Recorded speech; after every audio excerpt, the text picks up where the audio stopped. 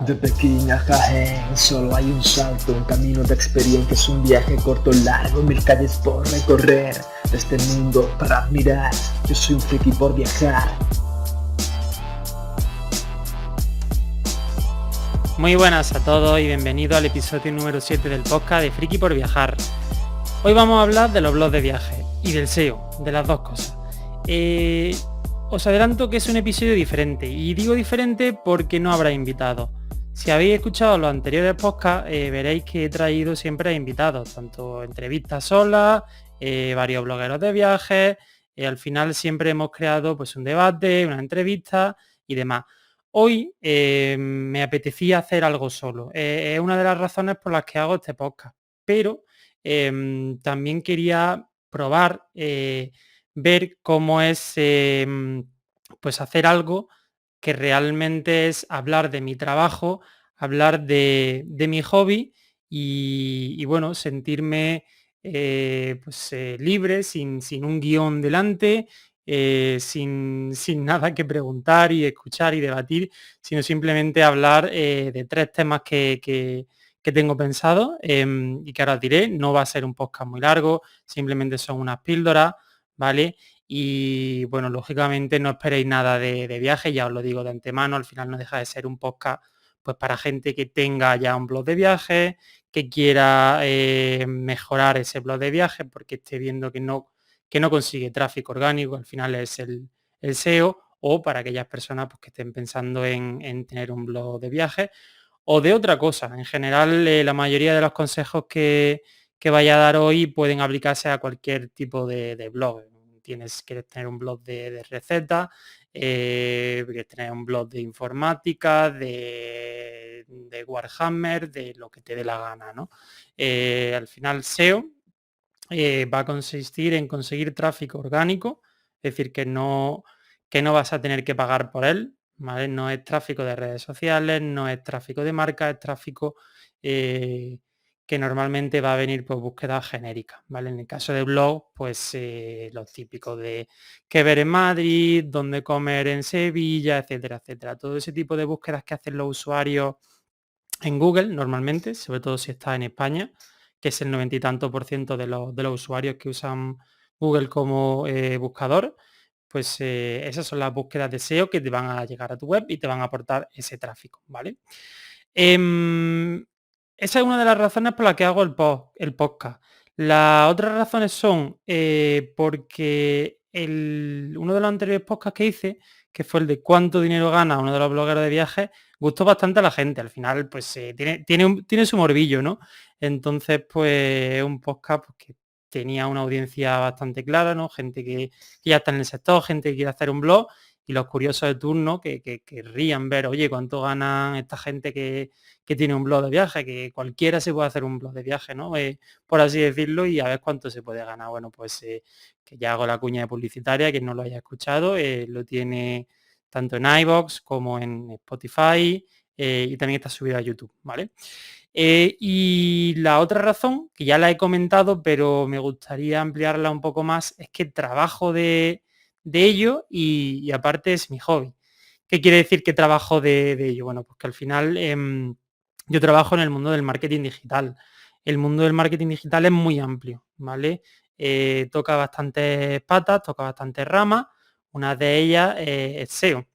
Vale, entre otras, pues bueno, pues al final está el tema de redes sociales, tema de experiencia de usuario, tema de todo tema de campañas, de publicidad de pago en medios digitales, todas las variantes que eso deriva, bueno, pues newsletter, es que toca tantos aspectos, te toca temas de producto, es tan amplio el tema del marketing digital que SEO es solamente una de las ramas, ¿vale? Si tú trabajas para un negocio, que pueda ser, pues no sé, una panadería o un hotel o una empresa que vende un servicio de software, eh, a día de hoy, si no estás en internet, si no haces nada de marketing digital, estás jodido, ¿vale? Porque aunque sea un sector muy tradicional, tienes que tener presencia online.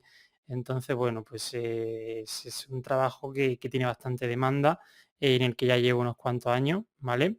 A nivel de viajes, os comento así un poco por encima. He trabajado en otra empresa donde he estado, pues he trabajado para marcas del sector travel, algunas, bueno, sobre todo marcas hoteleras, ¿vale? Para la cadena de Barceló, de Barceló Santipetri cuando estaba trabajando en Cádiz, llevando la parte del micro nicho que tenían allí en Santipetri. Ahí hacíamos bastante fuerza con su blog de viajes precisamente. Aquí he trabajado en Madrid para otra cadena hotelera para Lopesan Costa Bávaro, dentro de una agencia de marketing digital, ¿vale? Era uno de los clientes. Y también el blog era una pieza clave de su estrategia de captación de tráfico, ¿vale? Tráfico orgánico, tema de marca. Y a día de hoy, que trabajo para Viajes Carrefour, el blog es otra de las patas importantes que ayuda a bastantes aspectos de la empresa, no solamente de la web, sino de la empresa. Al final, un blog, si tú tienes una empresa, te ayuda, punto número uno, marca, es decir, estás presente para consultas que hacen los usuarios y que tu marca impacte a ese usuario, ¿vale? Ahí estás haciendo marca y estás haciendo marca gratis, entre comillas gratis, es decir, todo lo que tiene crear un blog, la generación de contenido y demás, todo eso tiene un coste, pero por lo menos no estás pagando por esa visita en concreto, ¿vale? No estás haciendo lo que se conoce como CPC, coste por clic, etcétera. Tema de marca, tema de ayudar al propio usuario, es decir, estás generando contenido de valor que le va a ayudar o debería de ayudar. No deberías de hacer contenido pensando solamente en captar esa visita, sino en captarla y ayudarla, que esa experiencia con la marca sea positiva, ¿vale? Y, y luego también convertir, ¿vale? Que se deja mucho de lado. Un blog ayuda bastante a generar negocio. Y los que tenemos blogs de viaje a nivel de hobby lo sabemos. Es decir, cuando tú haces una serie de recomendaciones, de dónde ver, o sea, que de dónde dormir, de dónde alojarte, qué comer, qué actividades hacer y demás, suele ir de la mano de empresas. Entonces, esas recomendaciones, si ya tienes, en caso de viajes Carrefour, que estoy yo ahora mismo, tienes la posibilidad de mandar al usuario por la sección de vuelo en concreto, ¿vale? Porque estás vendiendo, estás hablando de, no lo sé, de Islandia, ¿vale? La gente pues está interesada en buscar vuelos sueltos, oye, pues los mandas a vuelos, si viene al caso, incluso a paquetes directamente vacacionales. Es decir, puedes desviar al usuario a la parte transaccional del negocio, ¿vale? Bueno, me he enrollado aquí un poco más de la cuenta, pero esas son las razones un poco por las que quería hablar de blog de viajes y de SEO, de la importancia, ya he contado un poco la importancia que pueden tener, ¿vale? Y ahora quiero contar dos partes, dos puntos más me gustaría tratar, que son el tema de los principales errores que he visto a lo largo de este tiempo y algunos consejos y acciones de mejora, ¿vale? Lo primero, errores que he visto especialmente en blogs de empresas, aunque en los blogs que generan muchísimo contenido también se dan este tipo de errores. Son muchos los errores, ¿vale? No, ¿para qué nos vamos a engañar? Y es normal porque si no te dedicas a esto y dedicándote a esto no puedes tenerlo todo controlado. Al final es imposible. O tienes equipos grandes que se dedican a ello, equipos técnicos de redacción, especialistas en materia, o no lo vas a tener perfecto nunca. Pero bueno, el primero de ellos es el crawl depth, es decir, la profundidad de enlaces, de clics, que no profundidad de URL. Me explico porque puede sonar un poco lioso, ¿vale? Sobre todo si no eres SEO, si no trabajas en ello.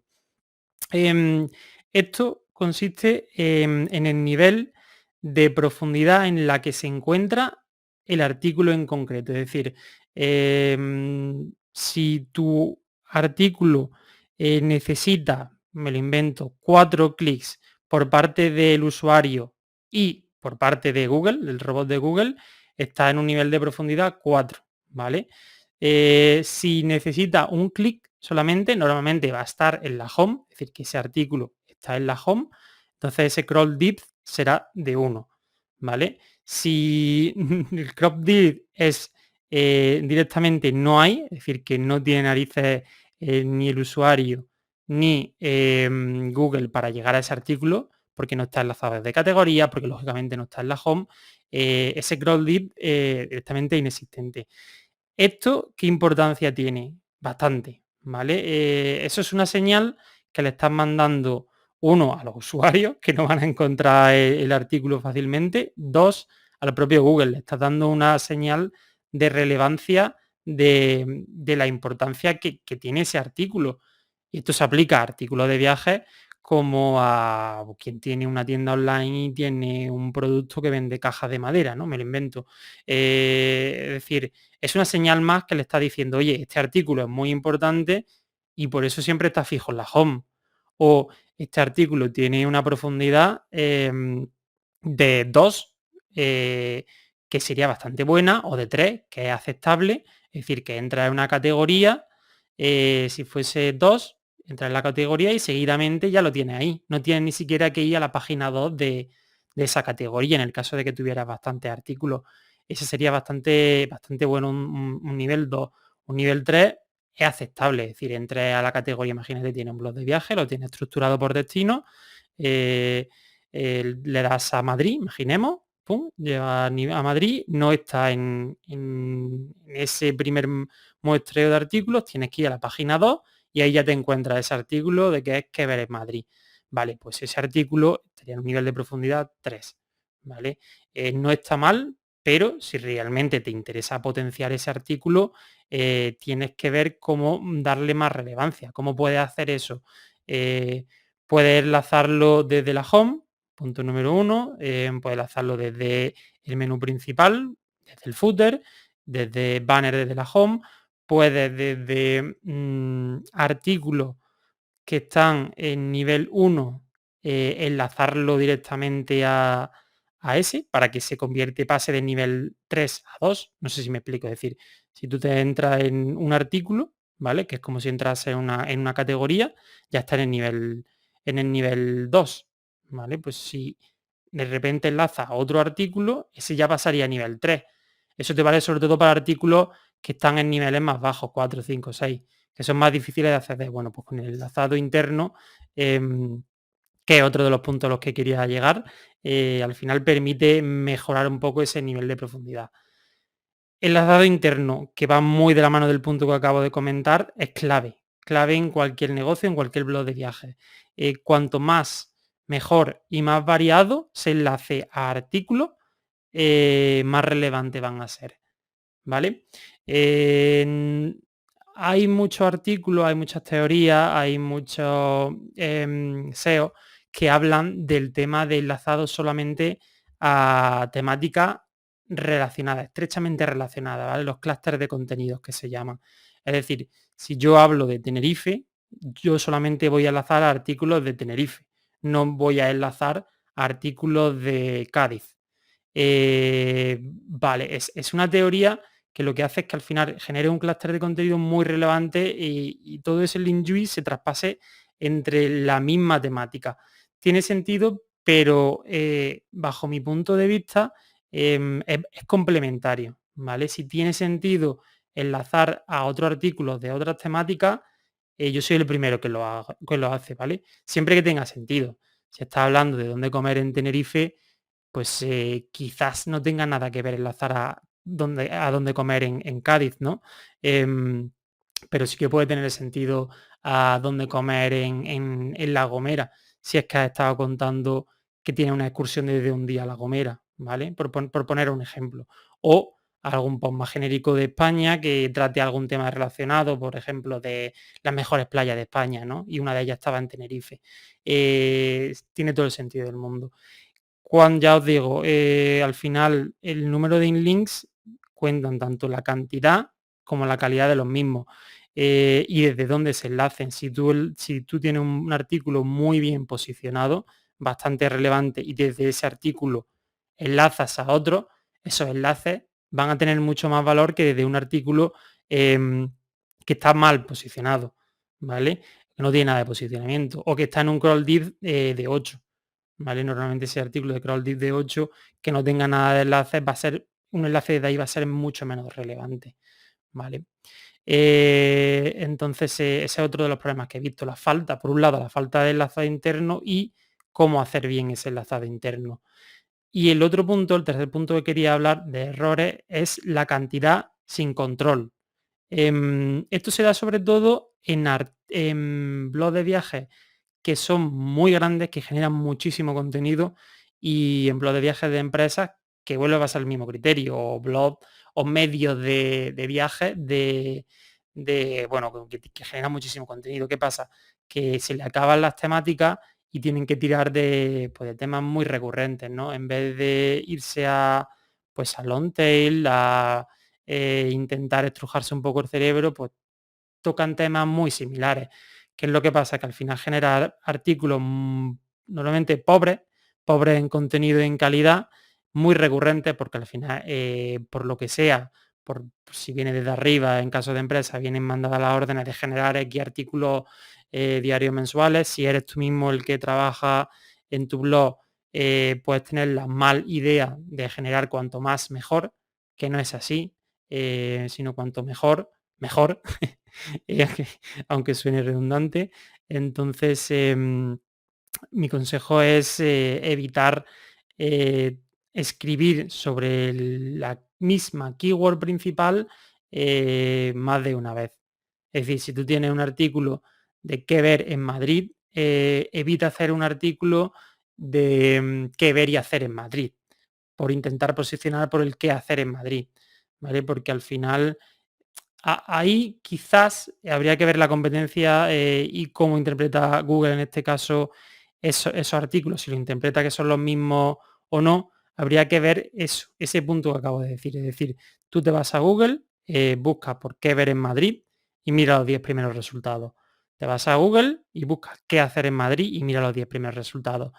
Si la mayoría de los resultados son muy parecidos, o sea, a lo mejor cambian 2 3 pero el resto son los mismos artículos para una búsqueda y para otra, esa keyword es la misma, aunque una herramienta te diga, oye, qué ver en Madrid lo buscan 10.000 personas y qué hacer en Madrid lo buscan 15.000.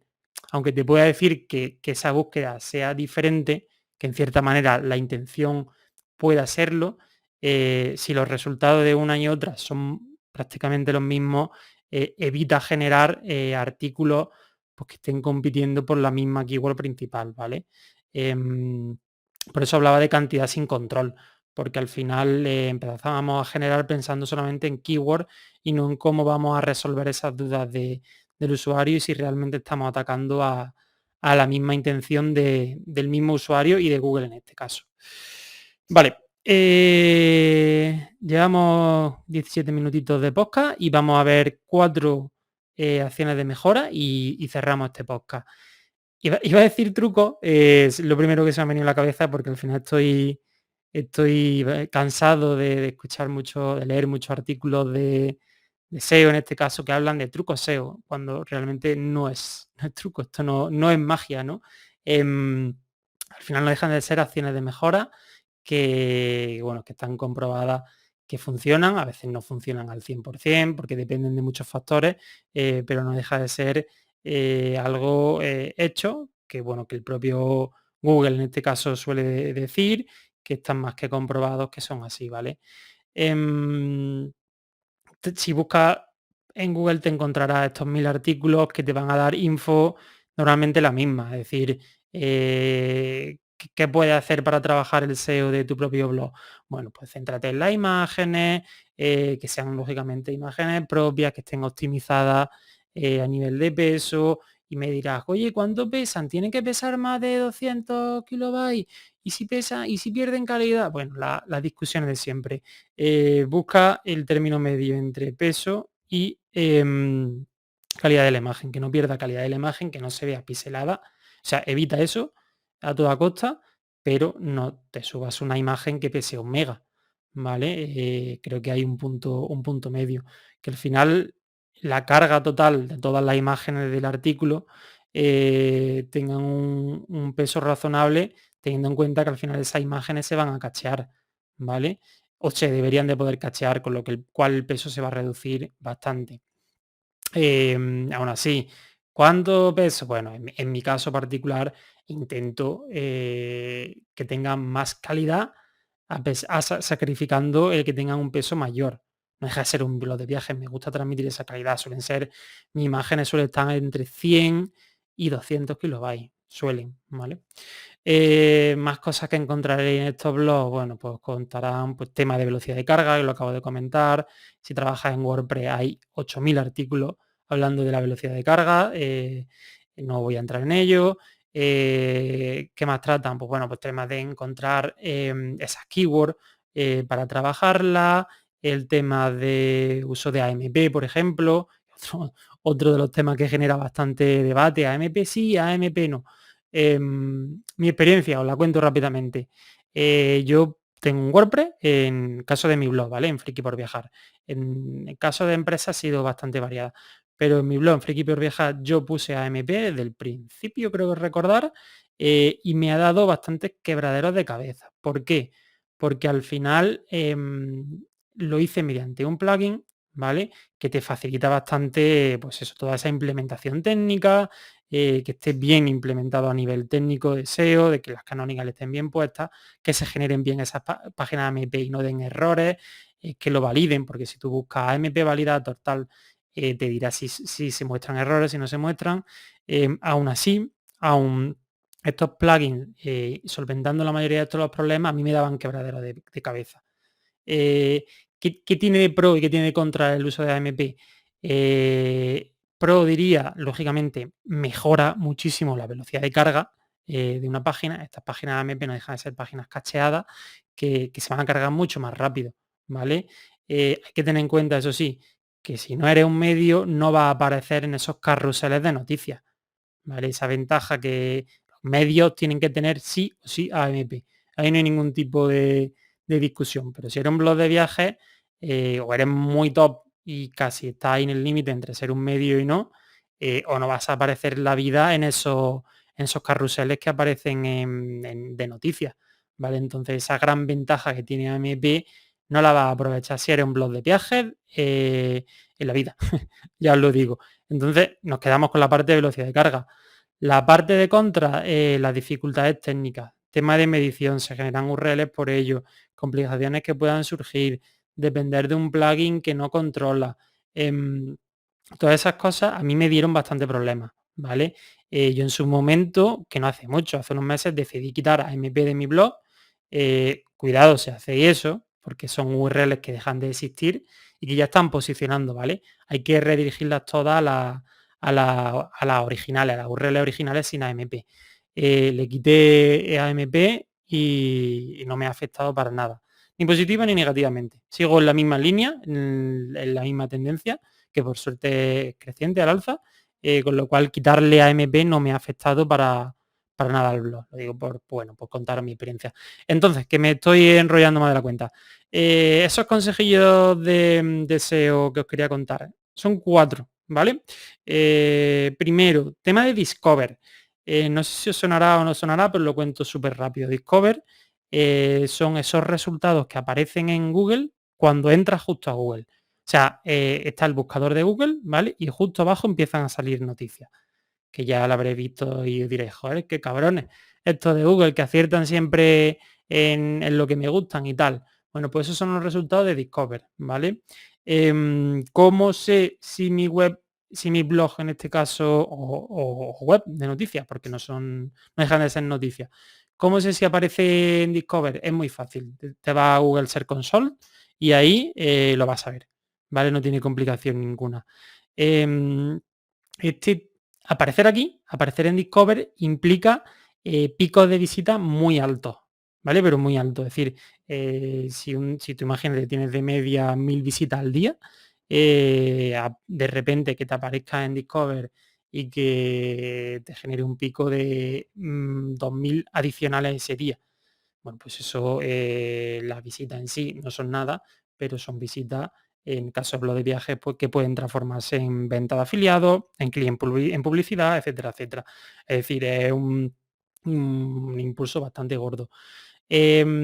¿Cómo se aparece en Discover? La pregunta del millón.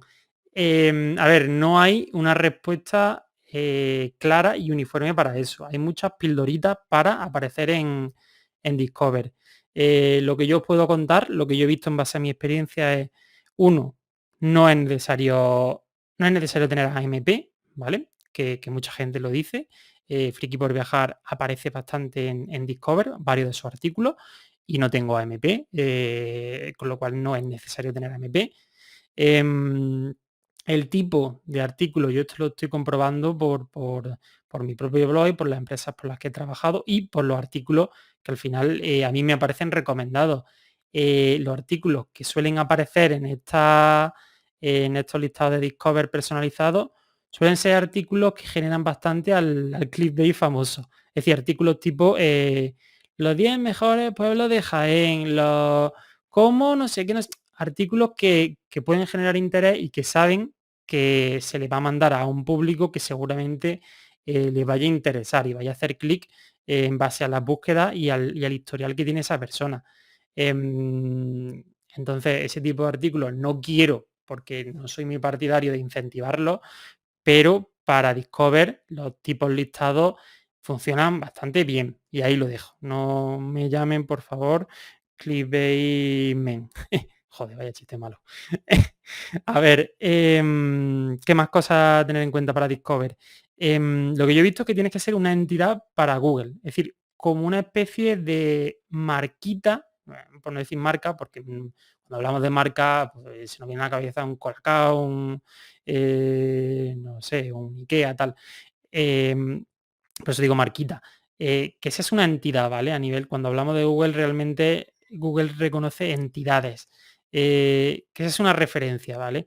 En el caso de, por ejemplo, de Friki por Viajar, lo veo bastante fácil porque, por ejemplo, yo tengo bastante artículos, por ejemplo, si buscáis por playa de Cortadura, que es una playa de Cádiz, o por Catedral de Jaén como monumento o sitios muy concretos, ¿vale? Y en la ficha de My Business te puede aparecer, por ejemplo, mi nube y 5 o sea, 5 de 5 como una valoración de 5 de 5, TripAdvisor 3 de 5 y aparece también ahí al lado Friki por Viajar, 5 de 5.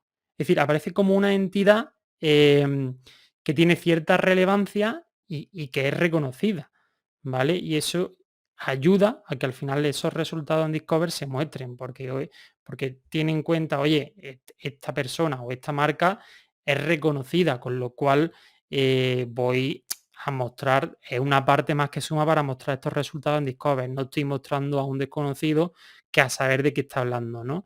Y me preguntaréis cómo se mejora esa parte de referencia, de marca, de entidad. Bueno, pues si os interesa me lo dejáis en los comentarios del podcast y lo mismo hago un podcast. Que si no, toco toda la temática hoy. A ver, más puntos. Arquitectura básica del post, ¿vale? De mejora.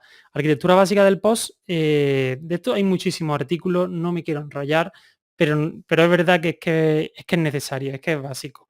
¿Y por qué? Porque al final cada URL, cada artículo del blog es único, es un mundo. Es decir, puede decir, oye, me ha mejorado la web, me ha empeorado la web a nivel SEO. Bueno, realmente te están empeorando la URL o te están mejorando la URL, ¿vale? Eso hay que tenerlo en cuenta. Entonces, hay que trabajar bien toda esa semántica. Cuando hablo de semántica, hablo de bastantes palos.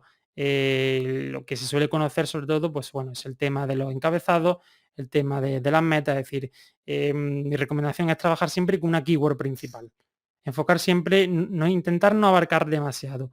Si al final el artículo es bueno, es suficientemente denso e interesante, seguramente acabe posicionando para otras keywords secundarias. Pero tener siempre el foco en una principal, ¿vale? Si tenemos un title que es digamos, la señal más relevante, que no es la única no es la única, ¿vale? En el title meter la keyword principal, no como indio, ¿vale? Por favor, que tenga sentido. En el H1, por ejemplo, buscar un sinónimo de esa keyword principal, no otra, ¿vale? Pero que tenga la misma semántica y que sea un sinónimo de esa principal. El H1 que suele ser el título del post. Jugad con los encabezados dentro del contenido, ¿vale? No sé, un ejemplo, por ejemplo, title, qué ver en Madrid, ¿vale? Para seguir con el tema de Madrid, el H1, que sería el título del artículo, qué ver y hacer en Madrid, suponiendo que, como hemos dicho antes, pues esa intención sea la misma. Los H2, bueno, pues ya ahí habría que jugar, pues podríamos poner, por ejemplo, 12 planes para hacer en Madrid, si al final queremos hacer más foco en hacer que en ver, si hay sobre todo una diferencia entre ambas búsquedas, ¿vale? Y luego por dentro, pues lo típico de ya H3 pues cada uno de los lugares, etcétera, etcétera, ¿vale? Queremos dar más contexto, bueno, pues y hacerlo bastante más denso, pues hay 1000 artículos que lo hacen súper bien, que ya tiran de hoteles donde alojarse en Madrid, dónde comer en Madrid, y lo meten toda la info dentro del mismo artículo. Bueno, eso ya como lo queráis estructurar. En mi caso yo prefiero generar clústeres de contenido, ¿vale? Que son contenidos diferentes, pero que toquen toda esa temática, que es el siguiente punto que quería mencionar. A ver, me explico mejor por el tema de los clústeres de contenido, porque suele ser algo más complejo. Aunque ya lo he comentado antes, no deja de ser generar contenido siempre en base al mismo topic. El mismo topic que en este caso puede ser un destino, si hablamos de blogs de viajes. Y un destino implica muchas cosas, implica dormir, alojarse, comer, que ver, imprescindible, alrededores, en fin, todos esos artículos que se pueden generar en base a un destino, en mi caso, intento seguir esa estrategia de cada uno que ataque una keyword y que tenga su propia URL y que sea diferente. Y al final generar ese ecosistema de enlazado interno, ¿vale? Y que me permita a cada uno atacar a sus propias keywords. Hay quien prefiere meterlo todo a capón dentro del mismo artículo, hace un artículo súper denso, súper bueno, y normalmente ese artículo va a acabar posicionando mejor normalmente, ¿vale? Para esa keyword principal, para esa keyword de qué ver en Madrid. Porque al final es muy denso y realmente quien busca, quien tiene la intención, recordemos que SEO va de la mano cada vez más de usuario, quien tiene la intención de qué ver en Madrid, o sea, de encontrar información acerca de Madrid, es posible que le interese saber dónde comer, es posible que le interese saber dónde dormir, dónde aparcar, tal, ¿no? Entonces, normalmente ese artículo va a tener más posibilidades de posicionar mejor para esa keyword genérica, pero tiene sus cosas, sus pros y sus contras. Dejas de lado intentar atacar por separado a cada una de las otras keywords y fortalecer entre todas ellas con esos clústeres de contenido, enlazando a todo ese contenido general temático que has creado, ¿no? Y bueno, creo que he tocado todos los puntos que tenía por aquí apuntados. No, mentira. De consejo me falta el último, os voy a llevar una última pildorita, que es acertar con la keyword principal. Y tengo que apuntar un ejemplo que es bastante claro, creo, o visual, en el sector de viajes, que, por ejemplo, no es lo mismo enfocar un artículo a viajes a Maldivas que a viajar a Maldivas. Fijaros la diferencia entre viajes y viajar. Cualquiera que se ponga a redactar un artículo dirá, bueno, pues si es que es prácticamente lo mismo. No, no es lo mismo. Hacer la prueba, iros a Google cuando tengáis dudas, no necesitáis ninguna herramienta. Iros a Google y ponéis viajes a Maldivas y luego abrís otra pestañita y ponéis viajar a Maldivas, o a las Maldivas, da igual. Y ahí os daréis cuenta que en el primer caso, viajes a Maldivas, la intencionalidad de la gente que escribe viajes a Maldivas es de transacción, es decir, que buscan información acerca de viajes organizados, de ofertas, de paquetes vacacionales, de vuelos más hoteles, del todo lo que tenga que ver con transaccional. Viaje a Maldivas y veréis los resultados, pues esperemos que esté por ahí Viajes Carrefour, que estén, bueno, pues los típicos, no voy a mencionar la competencia, no hace falta. La típica agencia de viajes y agencias páginas estas digitales para reservar viajes a Maldivas o cualquier otro destino, ¿no? Si buscamos por otro lado viajar a las Maldivas, vaya a haber un mix donde van a estar resultados transaccionales y donde van a estar resultados informacionales. Es decir, aquí sí podemos realmente generar un artículo con viajar a las Maldivas, porque ese artículo a lo mejor no va a acabar posicionando en primera posición porque está por ahí la página de venta de viajes Carrefour con sus paquetes vacacionales a las Maldivas.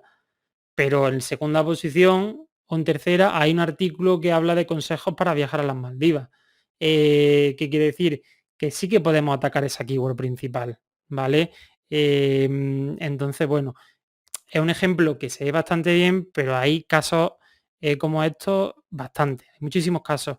Entonces, cuando haya duda, tirar de comparar en Google y ver qué tipo de resultados aparecen. Y un último punto es el tema de las long tail, ¿vale?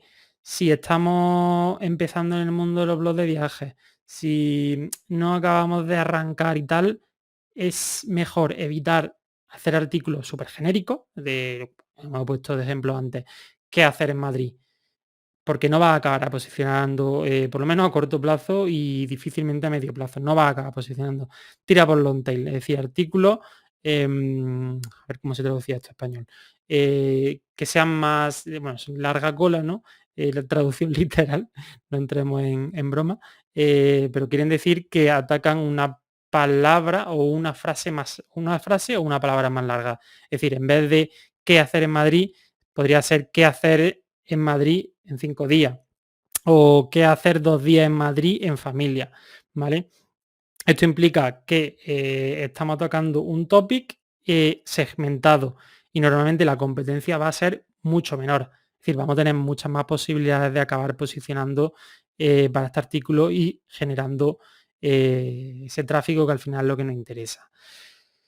Uf, vaya monólogo. Ya está. Al final se me ha quedado el podcast un poco más largo de lo que yo pensaba. Espero que os haya gustado, haya servido, haya entretenido. Agradecería muchísimo el feedback, porque realmente este tipo de podcast me cuesta bastante poco prepararlo. Al final son cosas que hago a diario. Me puedo enrollar un poco más en una temática concreta, ¿vale? Incluso puedo traer a invitados que trabajan en el sector, en medios relacionados, en empresas del sector travel, a blogueros que manejan cifras bastante interesantes, que están ya bastante consolidados y son famosos. Es decir, si me dais feedback, puedo generar contenido en base a este clúster, ¿no? Ya habéis quedado con eso. y con esta broma de SEO, pues me despido y nada.